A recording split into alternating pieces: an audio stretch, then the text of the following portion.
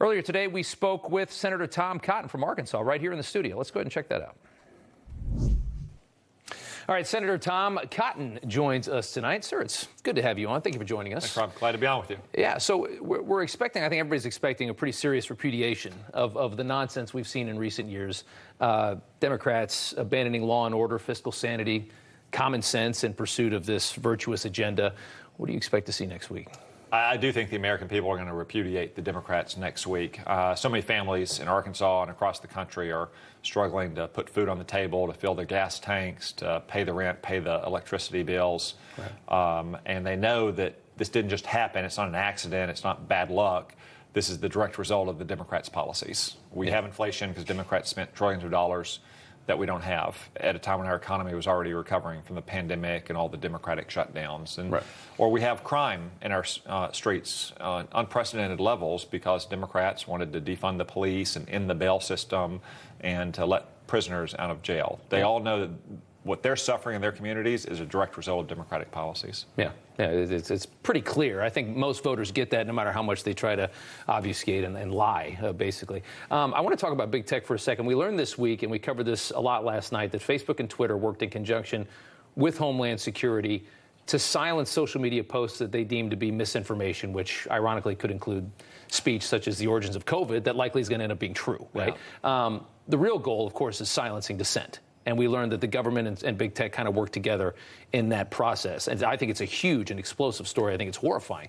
What are your thoughts? Yeah, I think most people remember the singing disinformation lady that Joe Biden wanted to put in charge of this. Yeah. Scary Poppins, I guess you might call her. Jankowicz, yeah. So even though she's gone, this effort is not gone. It's an effort by the administration and by the progressive left to silence dissent and censor views they don't like. I experienced this myself a couple years ago. I've got a new book out called Only the Strong, where I write about in the earliest days of the pandemic when I was trying to ring the alarm when Democrats were more focused on impeaching Donald Trump.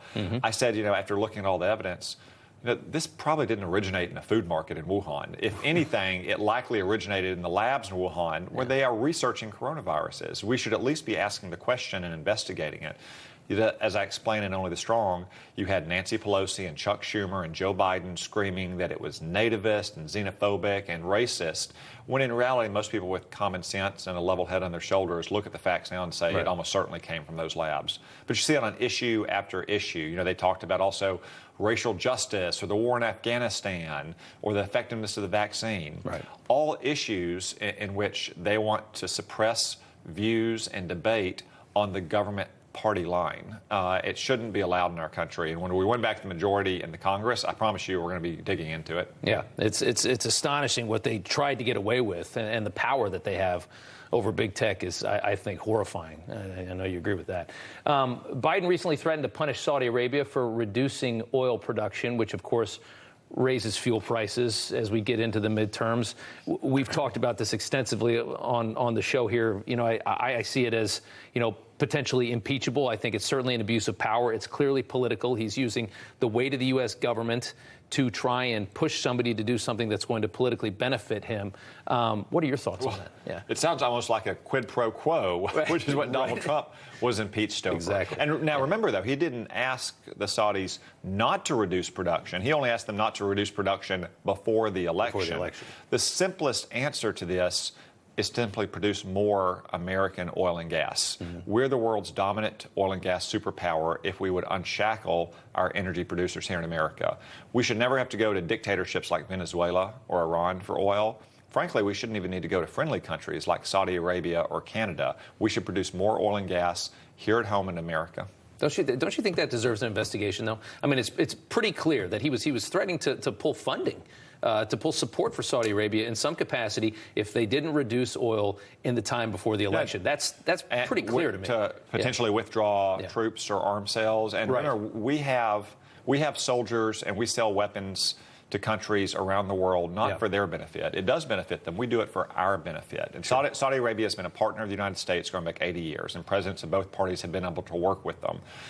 They, along with countries like the United Arab Emirates and Kuwait and Israel, form a critical part of our networks of friends and partners in the Middle East. I talk about a little bit about this in my new book, that you have to recognize who your friends are and who your enemies are, even if they may not share your political system or your cultural and social sensibilities. And the fact that Joe Biden can't find a way to get along with Saudi Arabia the way, say, Ronald Reagan did, when the Saudis kept the price of oil low and it ended up devastating the Soviet-Russian economy, it's just an indictment of his leadership. We read the report today that the Russians are actually talking about using potentially a nuclear weapon. It's a small one, we don't know. Ukraine has been under a lot of attack, a lot of casualties. Do you see the new Congress, because I know Kevin McCarthy indicated that it's not just going to be an open checkbook to Ukraine. How long do you see this continuing on, the support for Ukraine in this new, probably Republican conservative Congress? Well, first off, we always have to be mindful of nuclear threats, as we were in the Cold War, as we are today, not just with Russia, but with China. At the same time, we can't let them cower us into submission. You know, we never did that in the Cold War. Ronald Reagan was very aggressive in standing up to Soviet communism in the 1980s. We should be equally strong in defending our interests against China and Russia as well. Just as a matter of fact, we haven't yet seen the Russian military move any of their nuclear weapons, which we monitor very carefully. As far as it goes supporting Ukraine, I believe we'll continue to support Ukraine with the kind of military aid that only the United States can provide. Some of our European partners can provide some military support, but really there's some systems that only America can provide. I think you may see a slight change in the way that aid is assigned, though, between the United States and Europe. Even if European nations can't provide the kind of weapons that Ukraine's soldiers need, they can provide the money that the country needs. So I think most Americans support providing the weapons that the Ukrainian army needs. They wish Europe would carry a little bit more of the load in providing the money that Ukraine needs. It's astonishing how we always have to carry the load. I think that's what frustrates conservatives the most, is that when you look at who's paying for all this, countries that are right there, countries that are within a quick shot of Russia, don't seem to care as much as we do and don't provide nearly as much as we do. That frustrates Americans. I know it does. You've got the new book. You've mentioned it a couple times, Only the Strong. We got it right here. Reversing the Left's Plot to Sabotage American Power. You explain Democrats have been plotting against America for decades, and it is by design. Go into that a little bit. Yeah, so most Americans sense that the country has suffered some decline, but it's declined by design. The Democrats, going back 100 years to Woodrow Wilson, the most ideological man to be president, are at best ambivalent about America. When was the last time you saw a Democrat proudly, unapologetically stand up and defend America and say he was proud of our country, as opposed to attack it? So, of course, they're hostile to the sources of American power, a strong military, a growing, prosperous economy, our sovereignty in the world, and our freedom of choice and action when it comes to where we protect our interests and how we protect them, a sovereign border, American energy production. These are all the sources of American power, and Democrats have been intentionally undermining them for decades. Just look what the Biden administration has done to fossil fuel production here in America. They want to dismantle the country. It's not an accident that gas costs $5 a gallon. It's not an accident that you have criminals being let out on the street. This is a deliberate policy of the Democratic Party. Yeah, no, it makes perfect sense.